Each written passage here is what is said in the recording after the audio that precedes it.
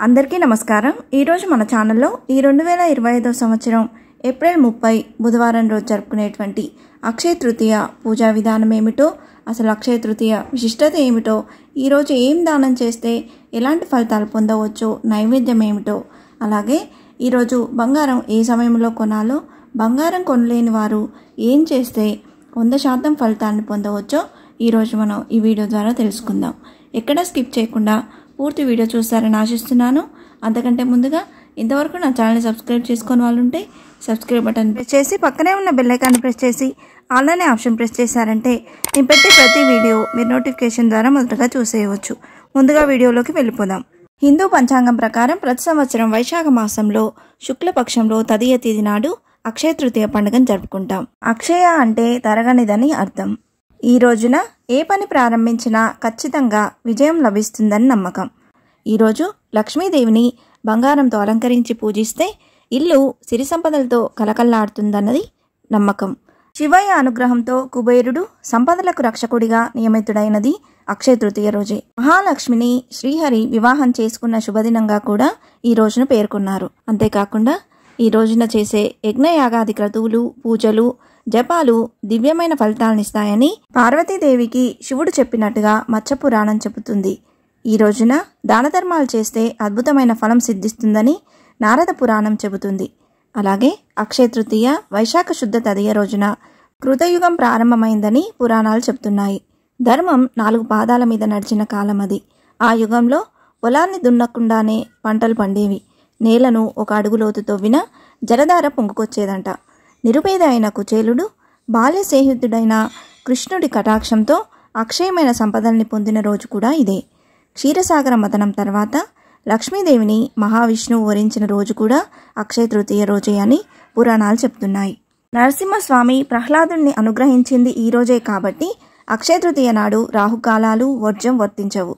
ప్రతి నిమిషం సుముహూర్తమే। ఏ కార్యక్రమం చేపట్టినా శుభప్రదమే। అక్షరాభ్యాసాలు, పిల్లలను పాఠశాలలో చేర్చడం, పుస్తకావిష్కరణ, పుణ్యస్థలాలను సందర్శించడం, గృహ నిర్మాణం, ఇంటి స్థలం కొనడం, బావులు తవ్వడం వంటి పలు శుభకార్యాలను ప్రారంభించడం వంటి శుభకార్యాలకు ఈరోజు అనుకూలమైన రోజు। ఈరోజు ఏ వ్రతం చేసినా, ఏ పూజ చేసినా, ఏ హోమం నిర్వహించినా ఫలం అక్షయం అవుతుందని నమ్మకం। 2025 సంవత్సరంలో వైశాఖ శుద్ధ తదియ తిథి ఏప్రిల్ నెలలో 29వ తేదీ మంగళవారం రోజున, తదియ తిథి రాత్రి 8:53 ప్రారంభమై ఏప్రిల్ 30, 2025 బుధవారం రోజు రాత్రి 6:38 తదియ తిథి అనేది ముగుస్తుందండి। హిందూ పంచాంగం ప్రకారం సూర్యోదయానికి ఏ తిథి అయితే ఉంటుందో ఆ రోజు ఆ తిథిగా పరిగణిస్తాం కాబట్టి ఈ 2025 సంవత్సరంలో అక్షయ తృతీయ ఏప్రిల్ 30 బుధవారం రోజు జరుపుకోవాలని పండితులు సూచిస్తున్నారు।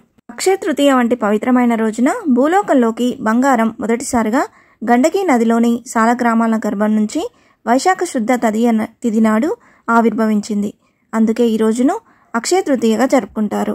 అసలు బంగారానికి ఈ అక్షయ తృతీయకున్న సంబంధం ఏమిటో అంటే, పురాణాల ప్రకారం బంగారాన్ని దేవలోహంగా పరిగణించేవారంట। బంగారానికి హిరణ్మయి అనే మరో పేరు కూడా ఉంది। సాధారణంగా బంగారం అనేది అలంకరణ చేసుకోవడమే మాత్రమే కాకుండా మన అవసరాలకు తగ్గట్టు ఉపయోగపడే వస్తువు। అంటే ఆర్థికంగా ఏమైనా పరిస్థితులు ఎదుర్కొన్నప్పుడు ఈ బంగారం ఉపయోగపడుతుంది। అందుకే అక్షయ తృతీయ రోజు దీన్ని కొనడం వల్ల అదృష్టం కలిసి వస్తుందని ప్రతి ఒక్కరూ విశ్వసిస్తారు। అందుకే ఈరోజు బంగారాన్ని కొనుగోలు చేస్తుంటారు। అక్షయ తృతీయ రోజు బంగారం కొనే స్తోమత లేని వాళ్ళు కల్లుప్పు అనగా సముద్రపు ఉప్పు కానీ, చీపురు కానీ, అలాగే ఆవు నెయ్యిని కూడా కొనుగోలు చేయవచ్చు। ఇవి కూడా లక్ష్మికి సంకేతాలు। ఈరోజు అక్షయ తృతీయ పసిడి రాసుల పర్వదినం లక్ష్మీదేవి అనుగ్రహం కోసం పూజ చేయాలి। పూజా మందిరాన్ని అలంకరించుకొని ఒక పీట మీద పసుపు, బియ్యం, నాణాలతో ఒక కలశాన్ని ఏర్పాటు చేసుకోవాలి। కలశం ముందు బియ్యం పోసి దాని మీద తమలపాకు పరిచి పసుపు వినాయకుడిని ప్రతిష్ఠించుకోవాలి। వినాయకుడిని పసుపు అక్షింతలతో పూజించిన అనంతరం ఆవు నెయ్యితో దీపారాధన చేయాలి। కొత్త బట్టలను, బంగారాన్ని కలశం ముందు పెట్టి చక్కెర పొంగల్తో నైవేద్యం పెట్టాలి। లక్ష్మీదేవి స్తోత్రం తప్పక చదువుకోవాలి। సకల సంపదలకు మూలాధారమైన లక్ష్మీదేవిని యథాశక్తి పూజించడం వలన సకల సౌభాగ్యాలు సమకూరుతాయి। చాలామంది ఈరోజు గంగానదిలో స్నానం చేసి ఉపవాసం ఉండి వసుదేవుణ్ణి పూజిస్తారు। అక్షయ తృతీయ రోజున లక్ష్మీదేవిని పూజించడం ఎంత ముఖ్యమో దానం ఇవ్వడం కూడా అంతే ముఖ్యమని చెప్తారు। నువ్వులు కానీ, మంచం కానీ, పరుపు కానీ బట్టలు, కుంకుమ, గంధం, మారేడు దళాలు, కొబ్బరికాయ, మజ్జిగ దానం చేస్తే విద్యలో అభివృద్ధి, కుటుంబంలో అభివృద్ధి సిద్ధిస్తాయి. వెండి పాత్రల్లో కానీ రాగి పాత్రల్లో కానీ నీళ్లు పోసి దానిలో తులసి దళాలు కానీ మారేడు దళాలు కానీ వేసి దానం చేస్తే కుటుంబంలో పెళ్లి కానీ పిల్లలకు పెళ్లిళ్ళు అవుతాయని శాస్త్రాలు చెప్తున్నాయి.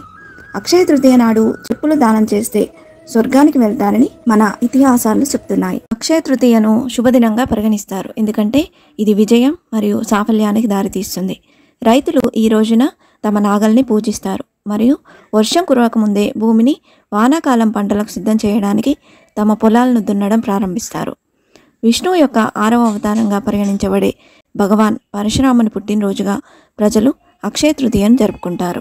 అక్షయ తృతీయ రోజు పూజ ముగిశాక పూజలోని అక్షింతలను తల మీద వేసుకొని ఓం కమలవాసినేయే నమః అనే మంత్రం 21 సార్లు చదువుకుంటూ లక్ష్మీదేవిని గులాబీలతో పూజించాలి. ఇలా చేస్తే లక్ష్మీదేవి కటాక్షం సులభంగా మనపై కలుగుతుంది. అలాగే ఈరోజు లక్ష్మీ నరసింహస్వామి కూడా చాలా ఇష్టమైన రోజు. సింహాచలంలో అక్షయ తృతీయ రోజున లక్ష్మీ నరసింహస్వామి నిజ రూపంలో భక్తులకు దర్శనమిస్తారు. అక్షయ తృతీయను హిందువులు, జైనులు అత్యంత భక్తి శ్రద్ధలతో జరుపుకుంటారు. శివుడి అనుగ్రహంతో సంపదలకు కుబేరుడు రక్షకుడిగా నియమితుడైన రోజు. అలాగే మహాలక్ష్మిని శ్రీహరి వివాహం చేసుకున్న శుభదినం కూడా ఇదే. త్రేతాయుగం మొదలై విష్ణు స్వరూపుడైన పరశురాముడు జన్మించింది కూడా ఈ అక్షయ తృతీయ రోజు అని చెబుతుంటారు. అలాగే శ్రీకృష్ణుడి సోదరుడు బలరాముడు జన్మించిన రోజుగా కూడా చెబుతుంటారు. అరణ్యవాసంలో ఉన్నప్పుడు పాండవులకు కృష్ణుడు అక్షయపాత్రను ఇచ్చిన రోజు కూడా ఇదే. కురుసభలో తనకు జరుగుతున్న అవమానానికి నీవే దిక్కంటూ చేతులు జోడించి వేడుకున్న ద్రౌపదికి దేవదేవుడు అక్షయంగా చీరలు ఇచ్చింది కూడా ఈ రోజే. మహాభారత కావ్యాన్ని వేదవ్యాసుడు రాయడం ప్రారంభించింది. అలాగే శివుని జటాజూటం నుంచి భూలోకానికి గంగ చేరిన రోజు కూడా ఈ శుభదినమే. అలాగే శ్రీకృష్ణుడి స్నేహితుడైన సుధాముడు తన పాడైన అటుకులు తీసుకొని శ్రీకృష్ణుడిని కలవడానికి వస్తాడు. ఇక సుధామ పరిస్థితి తెలుసుకున్న కృష్ణుడు అతనికి అష్టైశ్వర్యాలు కురిపిస్తాడు. ఈ ఘటన తృతీయ తిథి వైశాఖ శుక్ల పక్షాలలో జరిగిందని పురాణాలు చెప్తున్నాయి. అంతటి విశిష్టత ఉన్న ఈ రోజున శక్తి మేర దాన ధర్మాలు చేయాలి. ఎండలు మండిపోయే వైశాఖంలోని ఈ పుణ్యదినాన ఎవరి గొంతు చల్లబరిచినా, ఎవరికైనా కాస్త దానం చేసినా ఈ ఫలితం అక్షయమవుతుంది. అక్షయ తృతీయ రోజున మాంసం, మద్యం, వెల్లుల్లి, ఉల్లిపాయలు మొదలైన వాటిని అపవిత్రమైనవి లేదా తామసమైనవిగా పరిగణించడం వల్ల వాటిని దూరంగా ఉంచండి. ప్రతికూల ఆలోచనలు, భావోద్వేగాలకు దూరంగా ఉండాలి. ఈ రోజున ఎవరికైనా డబ్బు ఇవ్వడం లేదా రుణం ఇవ్వడం అశుభం అని భావిస్తారు. ఇలా చేయడం వల్ల ఇంటిలోని సిరి సంపదలు మరొకరికి దగ్గరకు వెళ్తుందని నమ్మకం. ఈ రోజున ఎట్టి పరిస్థితుల్లోనూ గొడవలు పడకూడదు, దొంగతనాలు చేయకూడదు. ఈ రోజున మంచి పని చేయడం, సానుకూలతను వ్యాప్తి చేయడంపై దృష్టి పెట్టాలి. ఈరోజు చాలా శుభదినం అండి. బంగారం కొనుగోలు చేసేవారు ఈరోజు ఏ సమయంలోనైనా బంగారాన్ని కొనవచ్చు. ఇంతటి విశిష్టత కలిగిన ఈ శుభదినాన అందరికీ ఆ లక్ష్మీ కటాక్షం కలగాలని, అలాగే సిరి సంపదలు, ఆయురారోగ్యాలు కలగాలని ప్రార్థిస్తున్నాను. ఇంతే ఫ్రెండ్స్, ఈ వీడియో మీకు నచ్చిందని ఆశిస్తున్నాను. ఇలాంటి ఇంట్రెస్టింగ్ వీడియోస్ కోసం please subscribe my channel and press the bell icon. అలాగే లైక్ చేయండి, షేర్ చేయండి. మీకు ఏమైనా సందేహం ఉంటే నా కమెంట్ బాక్స్లో పోస్ట్ చేయండి. మరొక మంచి వీడియోతో నేను ముందుకు వస్తాను. అంతవరకు సెలవు. సర్వే జన సుఖినో భవంతు. స్వస్తి.